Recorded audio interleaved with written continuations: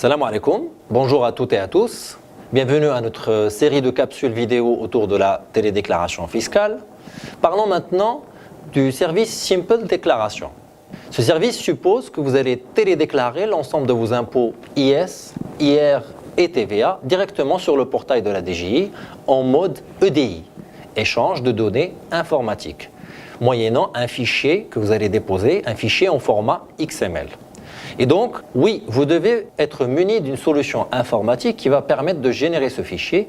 Et oui, Sage a les réponses pour ça. Et j'en parlerai tout à l'heure pour présenter notre offre en réponse à ces problématiques. Il faut savoir aussi que le mode EFI qui était avant possible n'est aujourd'hui plus possible, c'est-à-dire échange de fichiers informatiques moyennant un fichier Excel ou un fichier PDF. Aujourd'hui, ce n'est plus possible sur le site de la DGI d'en déposer. En revanche, vous pouvez toujours faire une saisie de formulaire, mais c'est une tâche qui est très fastidieuse, très chronophage et comporte plusieurs risques d'erreur vu le volume de données à saisir.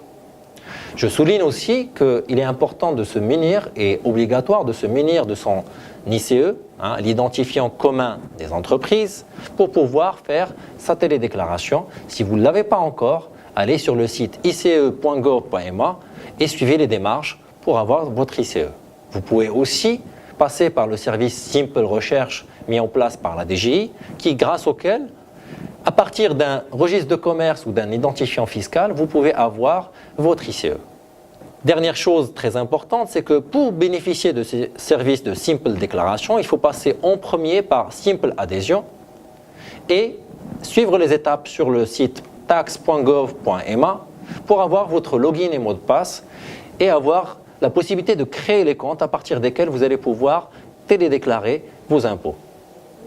Il faut savoir que toutes les banques de la place permettent de faire un télépaiement auprès de la DGI une fois que vous avez déposé chez la DGI un formulaire d'autorisation de prélèvement bancaire.